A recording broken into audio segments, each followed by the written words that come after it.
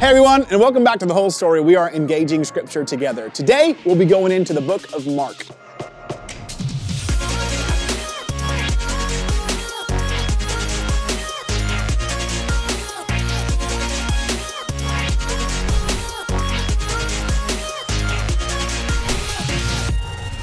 All right, we are going in, y'all. We are now in the book of Mark. I gave you a spoiler alert, spoiler. Easy for you to say. Spoiler alert before, but now I'm gonna have to say it. Mark, of the four Gospels, is the one that I always gravitate to. Well, okay, let me tell you why. All right, let me tell you, because I got to give you context for it making sense. Remember, this is Pastor John, this is Pastor Ed, cool, we're talking about the Bible. Okay, so, I love the book of Mark, okay? Few reasons. Number one, so Mark himself, not a disciple. Fun fact, did you know that? Not a disciple. However, a close follower of Peter and an eventual follower of old Paul. So Mark, and of course, at the time of Mark's writing, he would have been influenced by both. And in fact, many people would say that in some ways you could call this like the Gospel of Peter, since a lot of it came alongside Peter. So you kind of get to see through the penship, so to speak, of Mark, the ministry that Peter witnessed play out with the influence of Paul. It's kind of nice. That's good. Come on. You know what I'm saying? I like it. Yeah. And it was written to the church in Rome. And, of course, the church in Rome, let's just say they were suffering. It was tough in Rome. And so the Gospel of Mark, to me, presents the life and work of Jesus in such a beautiful way that is essential for people to grasp even now. Oftentimes people, if you're a new Christian, they'll send you to the book of John and start you out in John. Me, I send people to Mark because I think it gives you a more accurate way to absorb the worldview of the kingdom through the worldview of corrupt society. I'm 100% with you. In fact, I always tell people the same thing. Go to Mark, not John. John's the most theological of all the Gospels. Confusing. Mark, skip all the genealogies. He just jumps right into the action of Jesus. So I love Mark too. Yeah, Same. I have to agree. You're on board? Consensus. Yeah. Well, Mark is the best gospel. Did we all just become best friends? Yes. You weren't before? Yeah, we definitely were. What are you talking about? Here's what we're going to do. We're going to jump around a little bit. We're going to go forward and then backward and then forward again. But I want to start kind of in the center of the book of Mark and talk about a very, very important teaching of Jesus that I think is a beautiful way to see the whole story of the Bible from the perspective of what it means to be a Christian. Yeah. And it's simple. We complicate the mess out of being a Christian. Don't we? Yeah, too often. Pretty much all the time. And yet here in this one scripture, Jesus simplifies it so beautifully.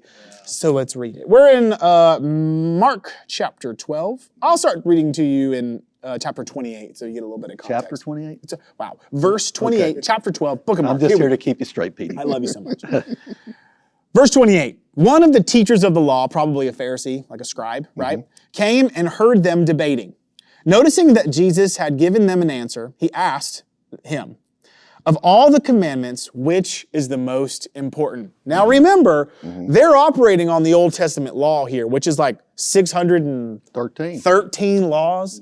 Like a little over 200 of those laws are positive and the rest of them are negative. So we're talking like, this is a comprehensive list of laws that these jokers are operating in. And so again, in sort of a trick question fashion, right? This Pharisee comes along and is like, hey, so there's a lot of laws. What's the greatest of them all? Another honor shame showdown right here. Another honor shame. That would be another good topic is honor shame. Yeah. Too many things to talk about in the New Testament. All right, here we go. So, verse 29. This is Jesus talking now. Red letters, baby. Got it. The most important one, answered Jesus, is this.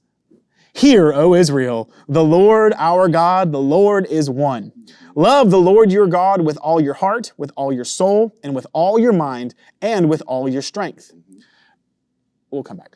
The second is this, love your neighbor as yourself. There's no commandment greater than these. So, first half, we've talked about quite a bit on this show, and you should recognize from Deuteronomy chapter 6, which of course is the Shema prayer, which not only does it appear in Deuteronomy chapter 6, but it is a very impactful part of Jewish culture is the Shema prayer. Yes. Prayed every single day. Okay? So to hear Jesus tell them that would have probably been like, oh, okay, whatever. And then the second part of that, right, this love your neighbor as yourself, we're going to come back to that, but that he actually tags on a line from Leviticus, right? So that's another law in Leviticus that he tags together and creates this one that Dr. Scott McKnight calls the Jesus Creed, which I think is a beautiful way to say it, the Jesus Creed. But I do want to point something out. Actually, you know what? No, we're going to point it out at the end. Okay, let's go to the second part, all right? The second is this, love your neighbor as yourself. Fun fact, that word as yourself can also be translated as your own people. Oftentimes what happens is we hear that second part, love your neighbor as yourself, and what it can do to you if you're not careful with it is it can create like an individualized gospel. Now that's not to say that the gospel isn't individualized, because of course it is. The gospel's for me, it's for you, it's for all of God's people. Right. However, if you take it overly individualized, all of a sudden it's like, okay, well I come first, because I gotta, whatever, and then everybody else follows in suit. In reality, no, any mental health counselors out there, don't be mad at me. I realize that there is, of course, importance in making sure that you're whole, and so of course that's true. Okay, I'm not there. The point that I'm trying to make here is that Jesus simply adds and tags along this part to his creed, where he says to love your neighbor as yourself, or love your neighbor as if they're your own people. Oh, wow. So think about, That's good. Think about this. He's saying that to a Pharisee. And think about who they're surrounded by, like the regions of the world around them. When you take a look at just all of the division, and it was almost as to say, hey, love your enemy. As well as the person who's easy to love. He's adding that in with this. It's a very loaded concept, loving your neighbor as yourself. So let's just camp here for a minute, because I think it's important. This idea of the greatest commandment is not only to recognize God as who he is, but to also be relational to each other. Pastor Ed, why do you think Jesus made the emphasis to attach this second part of the law to his creed? Well, you know what? I was just thinking about this. I want to deal with the fact that he said the first part first. Sure, yeah. The fact that he said the Shema, listen, hear, and obey. Yeah. So listen, hear, and obey. What does he want them to listen, hear, and obey? I would have to say that in that society, there was a lot of issues as far as shame, honor, and the fact that people were put down in such a bad way. So he wanted to make sure they understood the first and the most important thing is love. So if you're going to, I think it's very important and awesome for me, the fact that he said the Shema part first. Sure, yeah. Listen and hear, and then obey. Yeah. It's so good. Yeah. And I think it's very significant that Jesus tags this relational component to it, because we can reduce Christianity to us and our vertical relationship with God, so good, and miss that there's this horizontal dynamic, this human to human relationship. So the gospel isn't just about you and Jesus, it's about you and how you relate to the community of believers. And so, and even when we're hearing diversity and the issues of our world today, the gospel has to come alive in relationship, not just in our private prayer times or my study of my Bible. So I love that he connects the vertical and the horizontal. Totally. That's so good. What is the danger in only focusing on the vertical and not the horizontal, would you say? Self-focused, inward-focused, navel-gazing, kind of introspection about me and my relationship with God, without understanding that your relationship with God can be demonstrated or must be demonstrated in how we relate to one another. You are preaching. Do you need the sweat rag? I don't. That is so good. Yeah, that's great. Yeah. Yeah, it's ironic if you think about it. Is it ironic? I don't even know what ironic means, so I'm just throwing that word out there. But anyway, it's funny that he's saying this to the Pharisees themselves, who maybe, I don't care. I'm just going to say it's ironic. It probably isn't. But it's ironic that here the Pharisees asking the question, and they're the very ones who are way more focused on their relationship with God and just getting it right, as opposed to that horizontal, Yeah. because you're right. What happens in those situations is everything becomes individualized. Yeah. And that individualized, only focused on that is what it leads to is legalism. Yeah. It leads to exactly what the Pharisees became. Yeah. Yeah. Yeah. We talk a lot about the table here in our church context and the importance of coming together in diversity around the table and experiencing unity. Yes, sir. And as we talk about the kingdom, when the world sees that in the context of the church, when there's diversity and relationship around the table and we come together around Christ, that's when the kingdom comes. Come on. And people see God's will done in a way that is not reflected in the world around us. Oh, totally. Yeah.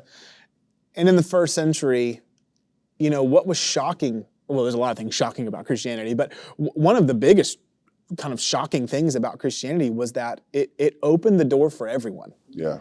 The Jewish sects of the world, like it was very closed off, very closed off. And honestly, that's true of most, even religions of the day. Yeah. It was very closed off to the outsiders.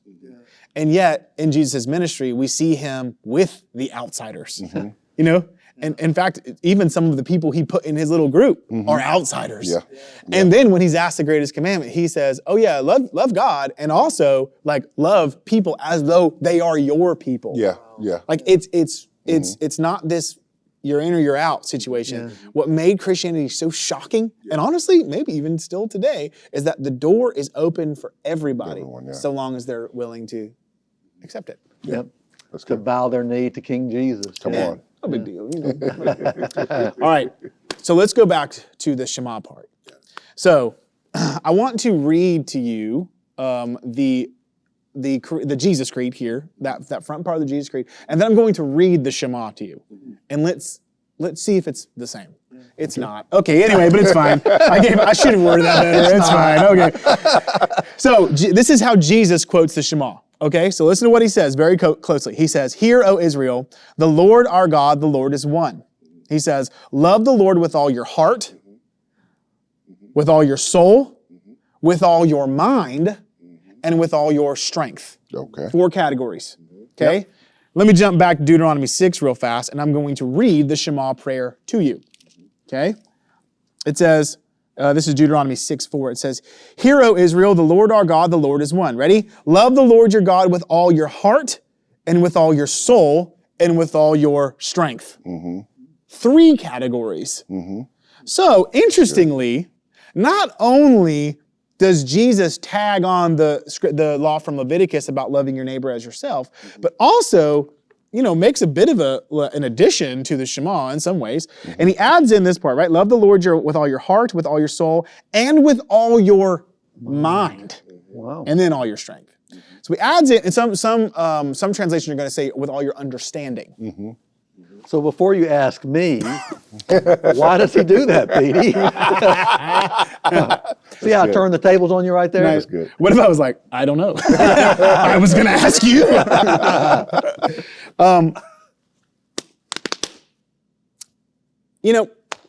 How do I do this without getting on a soapbox? I'm going to end up on a soapbox. It's fine. Okay. Oftentimes, I think where we get it wrong is that we sit back and we say, it's all in faith, and it's all, just trust the process and da-da-da. And of course that's true, right? But I think what's easy to do is to swing away from the importance of logic and reason and mere understanding. Sometimes I'll never forget this time. Somebody was like, yeah, they were in a car, and somebody got into the car. This was like a youth student back when I was a youth pastor. And somebody got into the car with, I think, marijuana, right? And the youth student said, yeah. And then I feel like God told me to just get out of the car because my parents had told me to never be around drugs, kind of thing. Yeah. And so I thought that was great. I was like, that's awesome, dude. But then when he walked away, I thought to myself, did God tell you that, or was that just obvious? You know what I'm saying? And so oftentimes what we do is we pull this well, God told me this and God told me that. When it's like, but no, you're missing that. God's given you an understanding, and He's given you a mind. He's given you the opportunity to understand Him, not just at a spiritual level, but at a real level too. You know, and so last episode we talked about the resurrection and the evidence. What was it called? Prima facie. Yeah, prima facie evidence. Yeah. What'd you call me? The prima facie. Yeah. That stuff is important. Yeah. Now you don't want to swing too much to that side Yeah. because obviously then you're gonna, dabble in Gnosticism and those sorts of things. So you don't want. I'm not saying that, but I am saying. Yeah. We have to recognize that even Jesus calls us to use our own minds. Yes, sir. And to engage in our own understanding. And honestly, that's why we do shows like this. It's why we exegete passages. It's why we study the Bible. It's why we even look at the Bible from an archaeological standpoint. Because all of that understanding is a part of our relationship with God. In all of your getting, Everything. get understanding. Yeah, exactly. And so my thing is, and I've pointed this out a few times now, but like all along the way, Jesus has been logical, right? He's like, okay, Pharisees, I see what you're saying, but here's your logic. Remember where he's talking about why would Satan, why would the guy who's providing the demons cast out the demons? Against itself. Yeah, kingdom divided against itself. That's where I was going. Yeah. Like that's logic. Perhaps God showed him that and gave him, whatever. He is God himself, right? But I'm trying to say that but that's also just logic. Yeah. So there is nothing wrong. In fact, it's brought up to the attention of God's people that part of the mandate of what it means to be a Christian is to engage God with your soul, with your heart, right? With every part of who you are, and your understanding. Yeah. I'll often tell our students that the Holy Spirit doesn't work instead of your mind. He works through your mind. That's good. So it requires us to engage our minds a little bit in the process. Totally. I mean, think about this context. And remember, the book of Mark is written to the church in Rome, right? To these suffering Christians. And you got to remember, Rome, to us in our modern world, it's like the three of us sitting here, we were born in the United States, right? And so we were born with a concept of Jesus. Right? We were born with the concept. And in that way, we were born with this idea that so some people at least believe there's one God and, and all this stuff. You got to remember, in Rome, that was not what they grew up in. Right. They grew up in like a polytheistic pantheon. They saw, if you were just some average person growing up on the streets in Rome, in this case, like your idea is like, oh, there's all these gods and you can make this one mad. And sometimes some people follow this one, other people follow this one. In other words, it was like that was their understanding. Right. Yeah. Their understanding was simply, this is polytheism. And you know what? You see that, we went over that 1,000 times in the Old Testament of how people accepted things for what they were and what they grew up in and that worldview that they were exposed to, and it just was what it was. And not to say it was their fault. Right. But I am here to say that what Jesus is pointing out is he's saying that engage God with your soul, but at the same time, engage God with your understanding. Really think about this. Critically think your way through this and see, where you land on the other side. I like your soapbox, Petey. Thanks, Pastor John. It just makes me feel better when you say that. So I think, to maybe even prove this more, let me take you back to chapter 9. Okay. Let's go to Mark chapter 9 real fast. We got a few minutes. But here we have a really interesting incident occur in the Transfiguration. Okay? And so now remember, this is taking place before the Jesus Creed. Okay? So, this idea of engaging God with all your understanding, loving your neighbor as yourself, all of those things. So he's, before that particular instance with the Pharisees, here we have the Transfiguration occur. Okay? And it says, after 6 days, Jesus took Peter, James, and John with him, led him up the high mountain, right? Fun fact, this high mountain was in Caesarea Philippi, which means it was probably Mount Hermon, which is the same place that the rebellion of Genesis 6 occurred, and what we talked about last time with Peter's confession. All of those things occurred on said mountain. Hell, all that. Fascinating. Right. Anyway, where they were all alone, he was transfigured before them. His clothes became dazzling white, whiter than anyone in the world could bleach them. That's usually, writers would use that to basically describe supernatural beings. So he was showing them his supernatural side in that way. And there appeared before them Elijah and Moses, who were talking with Jesus. Peter said to Jesus, "Rabbi, it is good for us to be here. Let us put up 3 shelters, one for you, one for Moses, and one for Elijah." In other words, he was like recreating Sukkot, or the Feast of Tabernacles, right? Then the cloud appeared and covered them, and a voice from the cloud said, "This is my son, whom I love. Listen to him. Okay. So here's what's funny, is that what this does is this, you have God speaking through the cloud and speaks to them in particular on this mountain. The other time that we hear God talk to them directly is at the baptism of Jesus. And this is what he says. I think it's 1:11. I hope it's 1:11 because that's where I'm going. It is, yes. So it says, and a voice, so this is Jesus' baptism, and a voice came from heaven, and it says this, "You are my son whom I love, and with you I am well pleased." So in this moment, God is looking to Jesus and basically confirming him, affirming him, those sorts of things in front of everyone. Okay? And then when he speaks up again over here, he says, "This is my son whom I love," similar language, but then says, "Listen to him." Obey him. Understand him. Embrace him.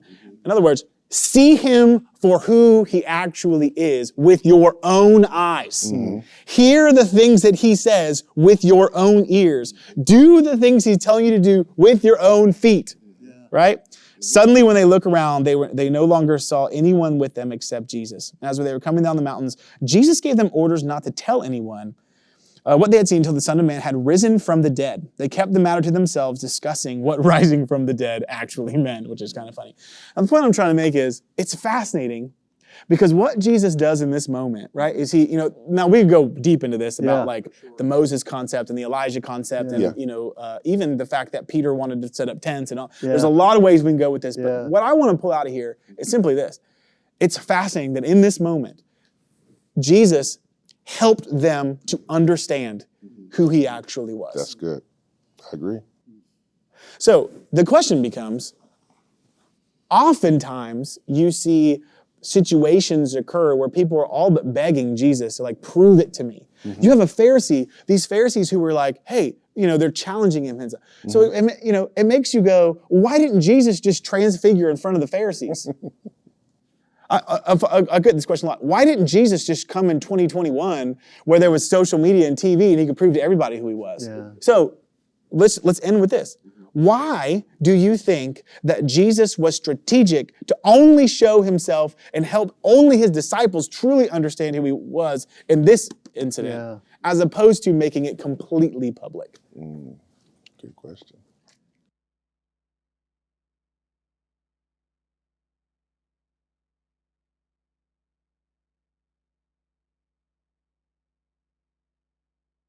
Yeah.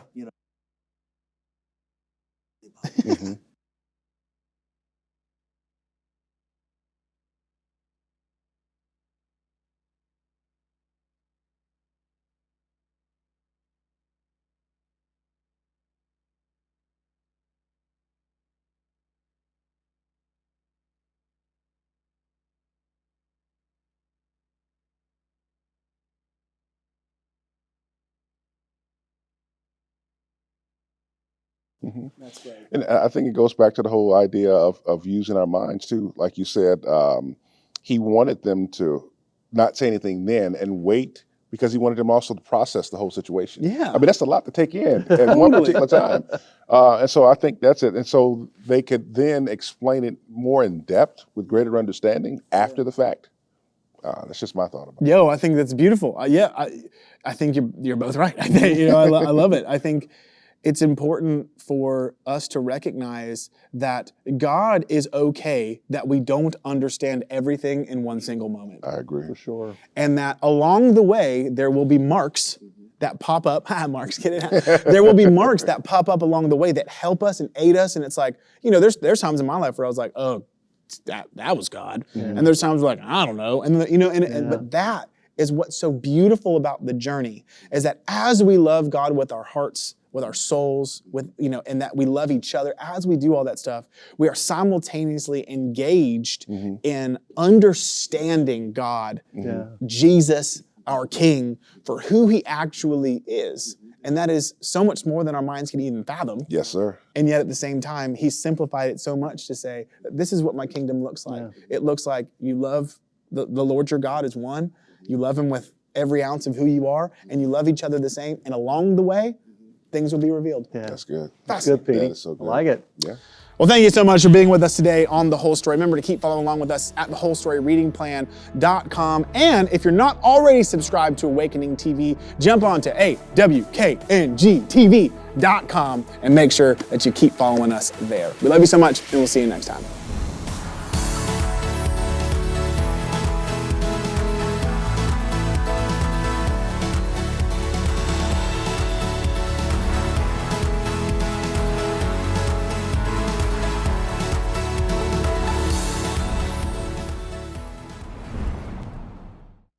The Whole Story Reading Plan, in partnership with the Bible Project, unlocks a new perspective of Scripture. Through the Whole Story Reading Plan, readers are taken through the Bible chronologically in 1 year with daily passages, prayers, and videos from the Bible Project to help you understand context, themes, and the complete overarching story. Discover the Bible in a whole new way at thewholestoryreadingplan.com.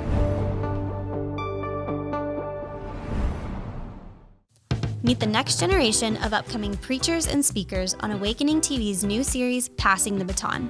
Every episode brings a new topic, a new message, and new next-generation communicators within the Awakening Network. On Passing the Baton, we want to lead you into a deeper understanding of the Bible so that you can share the message of the Word with those around you.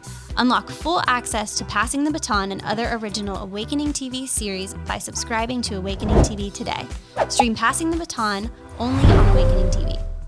You just got to remember all of the things that God has brought you out of. Think back to where you was 5 years ago. Even when the moment is paralyzing, my perspective can be right. Faith is the action. Hope is the anchor. Moses understood there has to be something beyond the veil. I want to experience the presence of God face to face. God has been with me. He never left me. He never forsake me. He was with me in the mountaintops. He was with me in the valleys.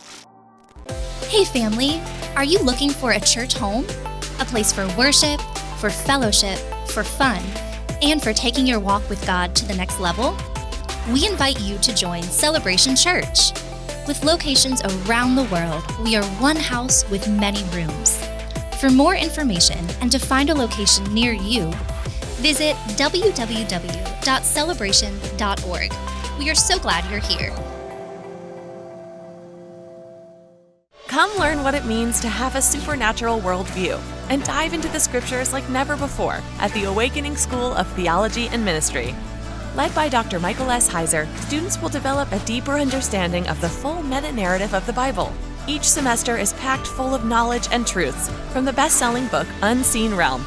For more information on how to register, visit awakeningschooloftheology.com or follow us on social media at AWKNG_school. Fridays are for family, for fun, for memories, for laughter. And for our family, Fridays are for coming together around the table in remembrance of King Jesus.